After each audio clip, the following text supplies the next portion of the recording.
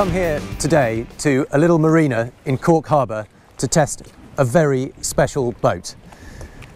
We've waited for many months to get this, for the weather to be just right. And as you can see, when I say just right, I mean utterly filthy, because we are testing the Safehaven Marine Barracuda, a stealth military craft designed to go out in any conditions, and I mean any conditions, and tackle them head on at speed.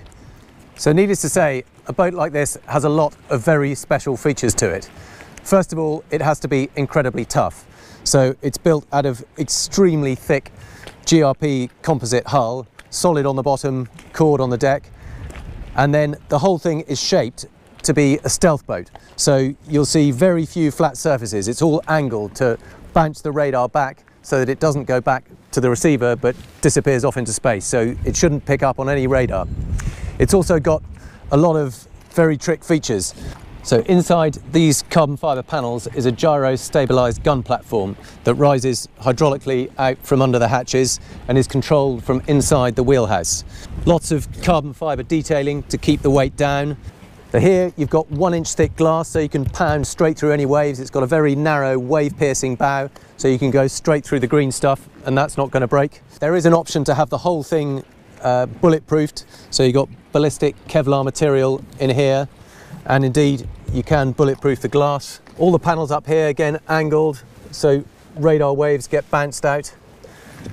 Little glass deck lights, mainly so that you can see up through them to see the wave coming down on you, and it is designed to take on anything. So in a minute we're going to go out into the entrance to Cork Harbour where there's big standing waves, and we're going to try and punch through them and see how it copes.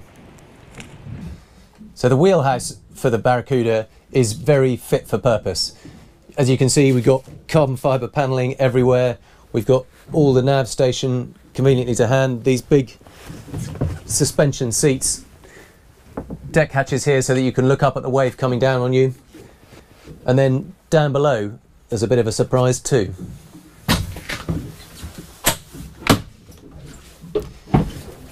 Check this out. Gun rack for all your kit. I'm pleased to say these aren't actually the real deal, but obviously it's used for military purposes, so you're going to need those. And behind that is the gun platform itself. So the electro-hydraulics lift the gun out from the foredeck hatch, and then the weapons operator controls it from here. Clearly, when you're going out to tackle big waves, you need a helm station that is completely fit for purpose, and that's exactly what we've got here. Wheel sits nicely in your lap, suspension seat to take any shocks that do get through, throttles right where you need them, very conveniently located, big screen, good view out, really solid wiper that just clears the screen instantly, and even good visibility through the side hatches as well as overhead. It's neat, simple, utterly fit for purpose. So we're running out towards the mouth of the harbour now. We've got Frank Kowalski on the helm, cameraman Lester behind us, and Ian, I think he's still there somewhere. We're all belted in and looking for some, well, the biggest waves we can find really. So we're picking up speed a little bit now, heading out towards the mouth to try and find these breaking waves. It's pretty foggy, and until you actually get there, you've no idea quite what it's going to be like. So we're picking up the pace now. We're doing 17-18 knots, pretty much into the waves, and hopefully if the conditions are right, we should get some proper breaking rollers. So now it's starting to get a bit more exciting. We've got some quite big rollers coming in that are building. They're just beginning to break a little bit at the top. They must be, whoa! I don't know how big they are, but they've got to be 3 or 4 meters. What do you reckon, Frank? Probably about, whoa! And we're coming off the top of them and dropping like a stone. And you can really feel your whole stomach leap up in your body. But the boat feels absolutely rock solid. It's strange, it's kind of refined and so solid that you just don't feel it, other than this extraordinary motion being lifted up to the top of the crest of the wave and then plunged down off the other side. But it feels absolutely secure, absolutely safe. And here comes another big one. Here we go. Whoa, whoa, whoa. Unbelievable. And yet it's not slamming. We have got suspension seats that help, and the boat is absolutely rock solid. We've got carbon fibre interior and 1-inch thick glass, so it's built to take exactly this kind of punishment, and it's coping remarkably well. So we're just nosing into them. We're still doing about 12, 13 knots, and then occasionally a little bit more just to punch off the top. And you can see the bow is just clearing the tops even when it comes off, rather than going straight into the next wave. It just lifts as you go into it. So we're getting a lot of spray, but we're not quite yet in green water. Oh, okay, we've just taken one right over the bow there. Huge explosion of water over the screen. Whoa, I've never been out in any kind of sea like this. It's absolutely unbelievable. To be honest, I was bricking it this morning. You don't quite know what you're going to get. If you haven't done it before, you really don't know. And all I've seen are these photographs and these YouTube footage of these crazy boats going out in what seem like ridiculous conditions that you'd never want to be anywhere near. And the truth is that it feels incredibly safe and secure. You're so well insulated in here, and the boat is so capable. Oh, here we go with a big one. Whoa. It just takes it. It just feels absolutely rock solid. Plows straight through, lifts up. You just get this big lift over the top, and you drop down into the trough, and then it just carries on as if nothing had happened. It's everything I hoped it would be.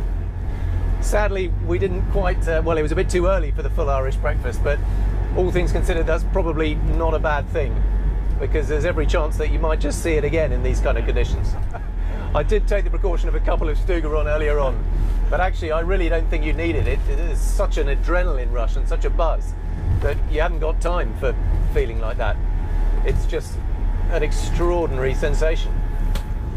So we're right in the thick of it now off Roach's Point, with the lighthouse just over to starboard, and we just turned around. Frank has found a little lull in the waves to spin the boat round, and now we're going with the sea. And you can look down the face of these big rollers and feel it as the boat accelerates down, surfing down the wave. Suddenly picks up speed, and the trick is not to stuff the nose in. We can see us going into the back of a wave here. And he's put on a burst of power just to stay on the wave.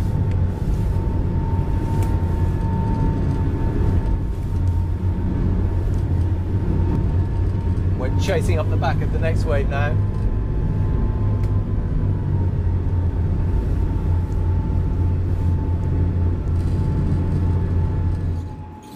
Well, Frank's just been brave enough, or stupid enough, we'll soon find out, to let me have a go at the helm. What a steep looking one. Little bit of a crest on it. Here we go. Whoa, whoa. They're not quite as fearsome as they were earlier on, but whoa, they're still quite interesting. I've certainly never been out in anything quite like this before, either in terms of conditions or craft. But thankfully, I've got the right tool for the job. I haven't taken a green one yet, but whoa, here we go. So we've just spun around to head back into harbour and go with the waves for a change, and maybe use just a little bit more of the power of those twin Cat C9 engines. We're going to need them to climb up the backs of the wave and then ease off as we come over the top. Try not to stuff that bow.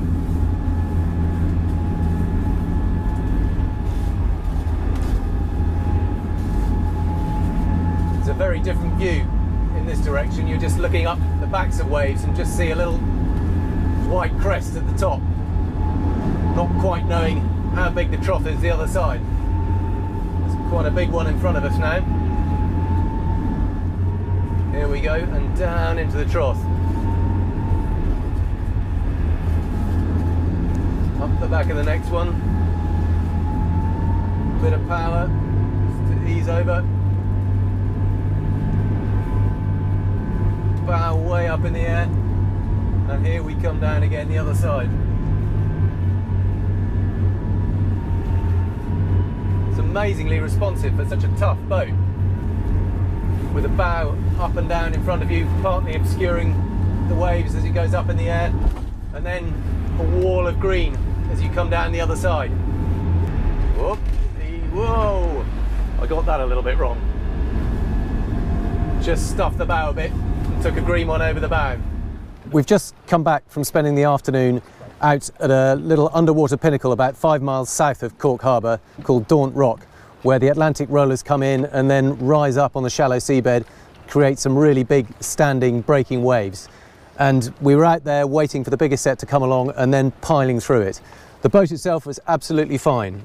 It's this super solid construction with carbon fibre, additional mouldings, really thick glass. The boat just punched straight through it and we were safe and sound inside. It is an absolutely awesome machine. To see the full story, look out for the February boat show issue of Motor Boat and Yachting and read what we've been up to.